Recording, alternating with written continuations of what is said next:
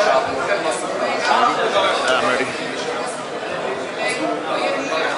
So,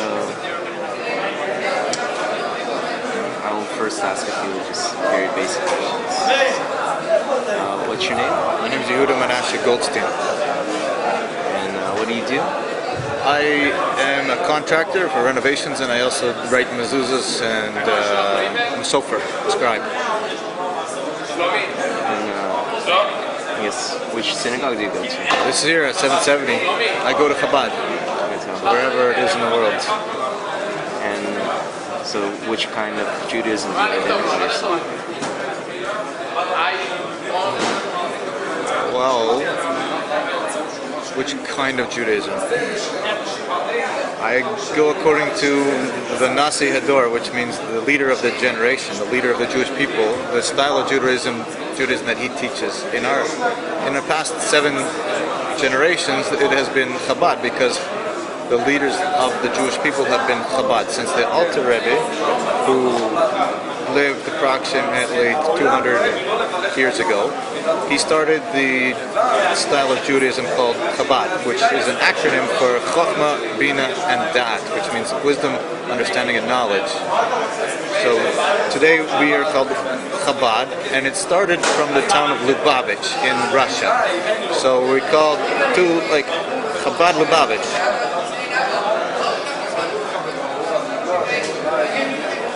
And so how long have you lived in New York? Since the new year. I've lived in Israel before that 5 years. I made Aliyah to Kfar Chabad in Israel 5 years ago from Toronto. Why did you decide to come back to leave Israel? I came back because I wasn't successful in finding a wife in Israel for 5 years. So I said, fine, I'll come back to where I came from and find someone who speaks my language, and someone who's more I wasn't successful. So I thought, fine, I'm going to try a new way to find a wife, and I'll stay in New York for a while, or go to Canada and look in Canada. And I'm presently involved in we call it a shidduch, which means a potential match for we're not engaged yet, but I think we're going to get engaged. That's a secret. Nobody knows. Okay. She doesn't even. I think she may probably know. She's probably hoping. I think she wants. So, I guess, what does it mean to you being Jewish? Well, I converted to Judaism. I used to study to be a Christian pastor, and before I studied to be a Christian pastor, I was just a confused teenager in the public school, wondering what's life all about? Where do those stars come from? Where is the world? What's the creation all about? And babies, childbirth. It's amazing the world we live in, So, and then I studied the Bible, and I realized that the Bible is true. And then I studied the Bible so much, I found out that the New Testament wasn't agreeing with the Old Testament, and I branched off to learn about the Old Testament, which Jewish people, we call it the Tanakh, the Torah, Nevi'im, and Ketuvim. And it's an acronym called Tanakh, and we call it the Bible, right? And so I decided I wanted to be Jewish, because that's what I believed, was true, and it agreed with me, and I agreed with it, and I wanted to keep all the mitzvahs, the commandments that are found in the Jewish religion. I had a problem. I wasn't Jewish, and I wanted to be Jewish, but that's a long story. And anyway, I converted here in Crown Heights, New York, 7 years ago, almost exactly 7 years ago. And on Tet Vav Tammuz, which is the 15th of Tammuz, 7 years ago. So, what does it mean for you to be Jewish in New York versus Israel or Toronto? It's no difference. The Torah is the same, and it's eternal everywhere. And all the mitzvahs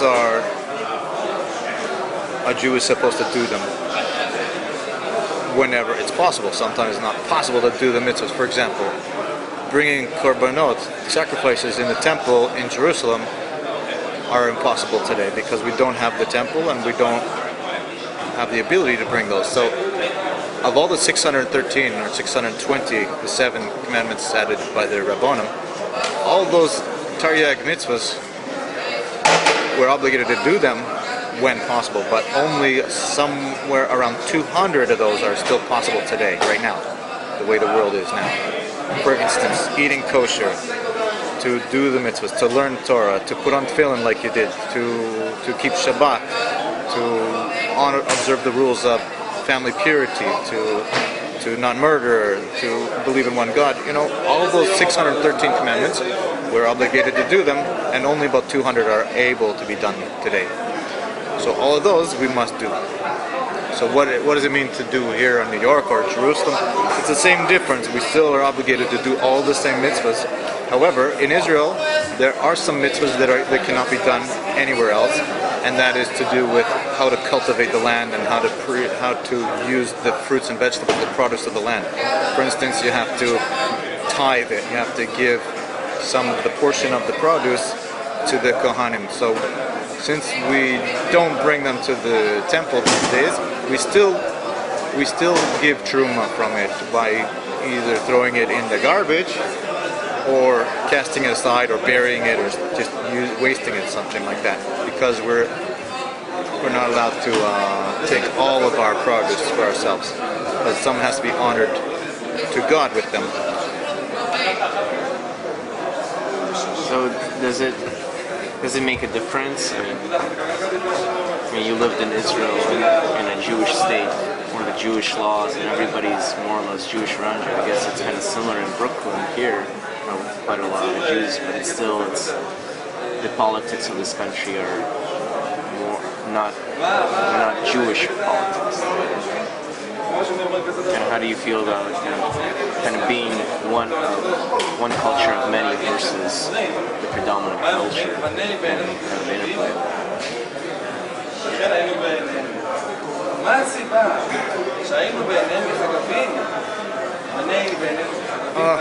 Well, the Jewish people are to be a holy people and a nation of priests, a nation of leaders, a nation of people who affect the world in a holy way. So we've been given a mandate to change the world where we live because of our behavior, because of what God told us to do. So no matter what political environment we're in, we are still commanded to have an effect on the world in the direction of holiness and kedusha, and that will help change the world, to improve the world, and to make it a dwelling place for God wherever we are, and even to influence the politicians in our world, for them to keep the 7 laws of Noah. The Gentiles around the world, we're obligated to teach them the right path also, and that path is the same path that Noah lived. Noah who built the ark, and after him, all the people in the world, we're all children of Noah, and we're all obligated to keep the 7 laws of Noah. And our job is to teach the Gentiles the right path in that respect, the 7 laws of Noah. And also for us to encourage our own people to keep the Jewish way, which is the 613 commandments. As far as the political situation in Israel, I know it's very emotional. People are attached to the land and Zionists and this and that, trying to, we're saying we belong there and that. But it's a conditional promise that we're given the land based on our performance of God's commandments.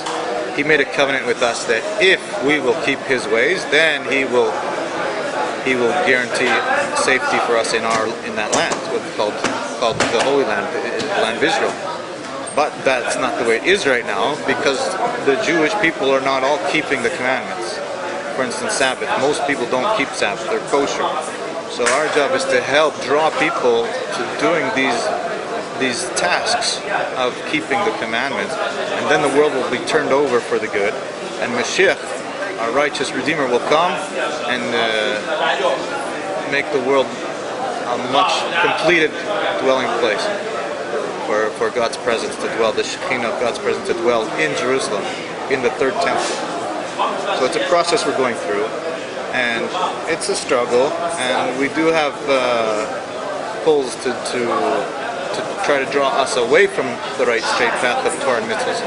But that's the goal, that's the intention of God, is for us to do these commandments and to change our personal selves, to to reform our body, refine our body and our mind, so that the whole world will change to be a much more holy place, a place where God can come and dwell.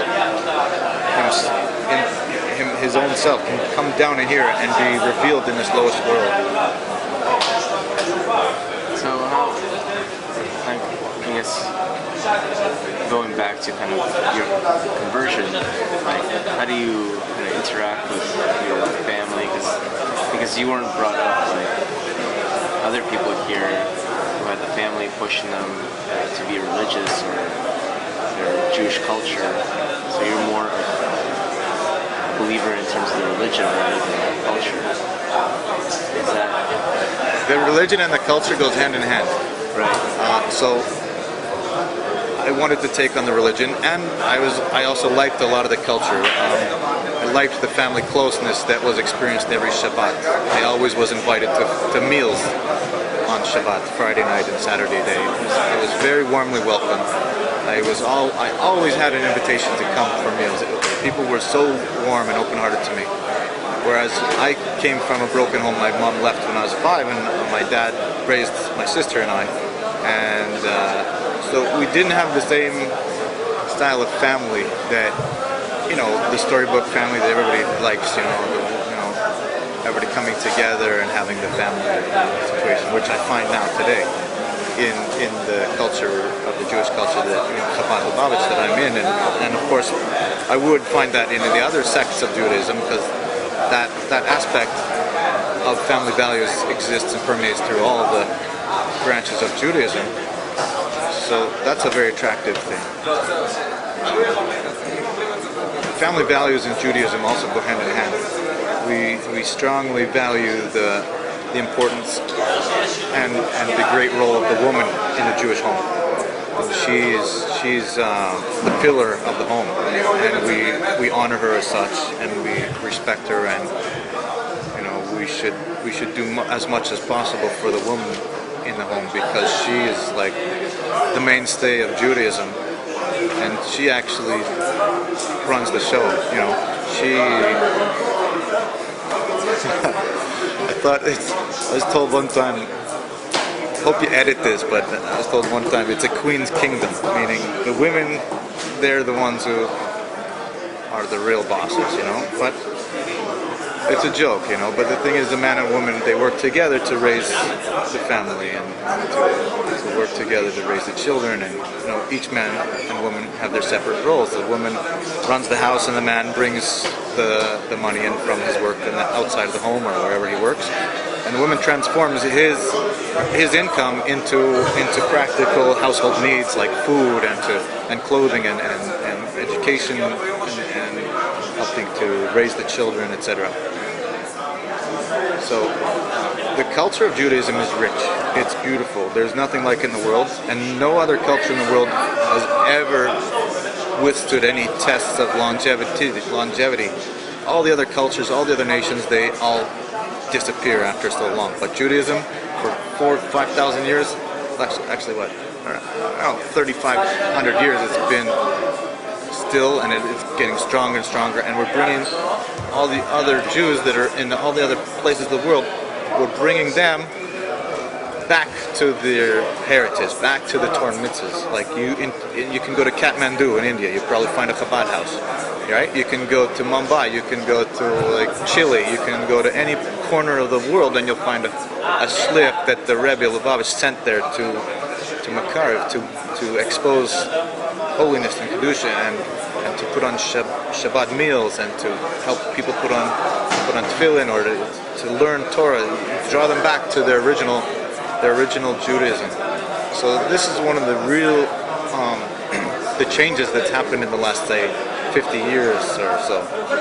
That shluchim, emissaries, and we're in Parsha Shalach now. Shalach means sent. They were sent spies. Moshe sent spies over the land of Israel to spy out the land, to find out if it's good land, if it's fenced land, if the people are strong, if they're weak, if the earth can produce good fruits and vegetables. And so Moshe sent those emissaries to find out before they went into the land of Israel. So also the Rebbe sent emissaries, shluchim, to all the world, to prepare the world where they live, even Japan, Tokyo, everywhere, to make the world able to serve God in one unified effort, and in a common effort, a unified effort. So when you're at home, do you eat, like, I guess my home is Russian, Ukrainian, so the food is kind of a mixture of American food and Ukrainian food. So is yours kind of like a mixture of, I guess, whatever you ate in Canada, do you kind of, versus Chabad?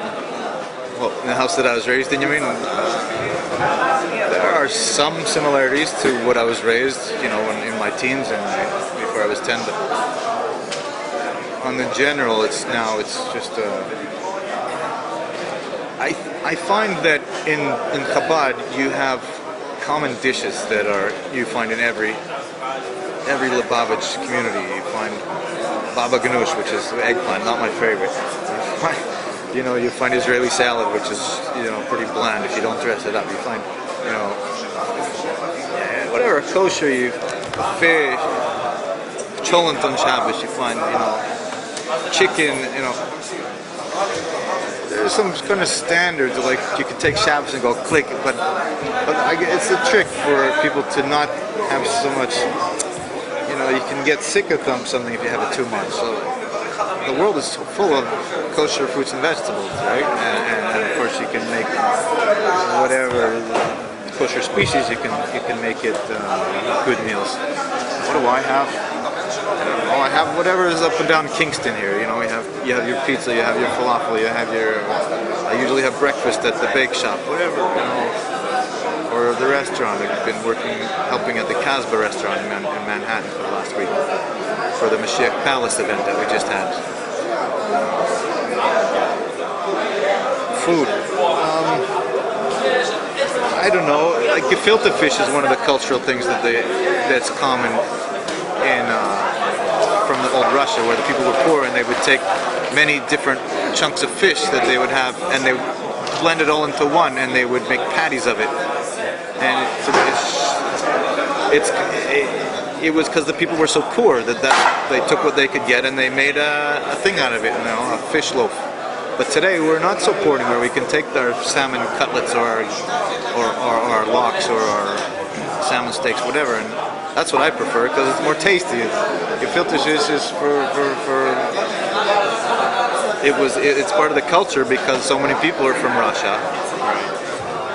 Like Lubavitch was in Russia, and that's what they ate, and they brought their customs and traditions with them, and it's kept alive in today's practice. But I never had that when I was, in my life, and coming into Judaism, that was one of the adjustments I had.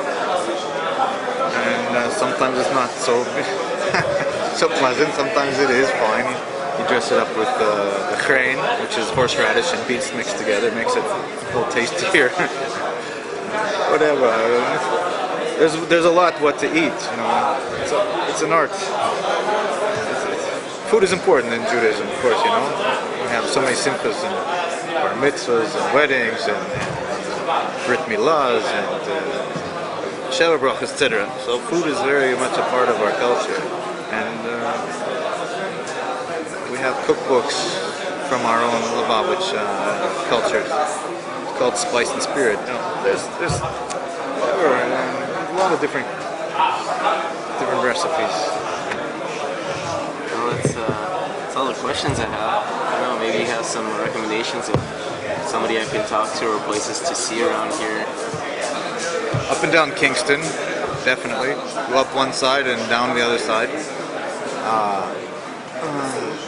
Manhattan is always a fun treat, but the best thing that I can recommend is to stay here and exercise your backside in a chair to open up some of the books on Chassidut and to learn, for instance, this book called the Tanya. For instance, today's Tanya talks about the Ein Sof and the letters when God created the world. Where is it? Today's the 21st of Sivan. And it starts by saying that although God transcends space and time, he is nevertheless found below within space and time. So he's outside space and time, but he's still found here inside space and time. Because he created space and time. So he's outside of space and time, plus he's inside space and time. This is one of the things that nobody else can match. So he's united, that is, he unites with his attribute of Malchut, which is kingship, from space and time, from which space and time are derived and come into existence.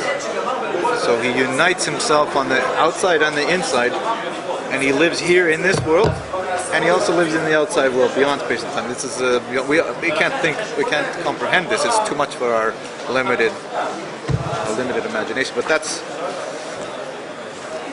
Judaism is a lot based upon that principle of what God is and who He is and His greatness. So I would first and foremost recommend for you to try to get into some of these books, learn with somebody, find somebody who can speak your maybe native language, and you can ask questions too. But if English is fine for you, then find somebody who speaks English and sit down and learn and get into it. And you should get into a daily routine of this book because each day is broken into days. Okay, there's 21st of Sivan, 22nd of Sivan. It's a very small portion, you see? 1, 2, 2.5 pages. And every day we should learn a little bit of that. And if you learn this book, you'll understand a lot more of the creation and God and what your purpose is on earth and how to refine your soul and how to adapt to changes and challenges and tests that we go through in day-to-day life. The other thing that I would strongly recommend is learning what's called the Shulchan Aruch, which are the daily mitzvahs, the daily commandments that are broken down into practical form that you need to know as a Jew on how to do it. Because being a Jew, we have a certain light in us that the generations, the other Gentiles don't have this light. You see, for instance, I'll show you an example. Here's a flashlight, okay? In our soul, we have a light. Now that light has to express itself, but the body is like a shield over the light, okay? And our job is to let that light shine out. So we can block the light, or we can let it shine out. And the Torah and mitzvahs in a way to do those Torah mitzvahs is the way to let the light in our soul of godliness shine out through our body, not to block it and hide it and cover it, but to do the Torah mitzvahs which God wants for us, our light, His light, to shine through into the world, to enlighten the world, and to light up this dark world into a place of godliness and light. So that's why, and Tanya and the Shulchan Aruch can teach you how to exercise and use your soul to shine out to the world and to make the world a lighter place. So that's why you should learn Torah every day. Well, I would suggest you start with this and get yourself some tefillin. Save whatever, get it together, and Shulchan Aruch, Kitzur Shulchan Aruch, which is the basic part. What's the Kitzur? Kitzur means short form, means crystallized.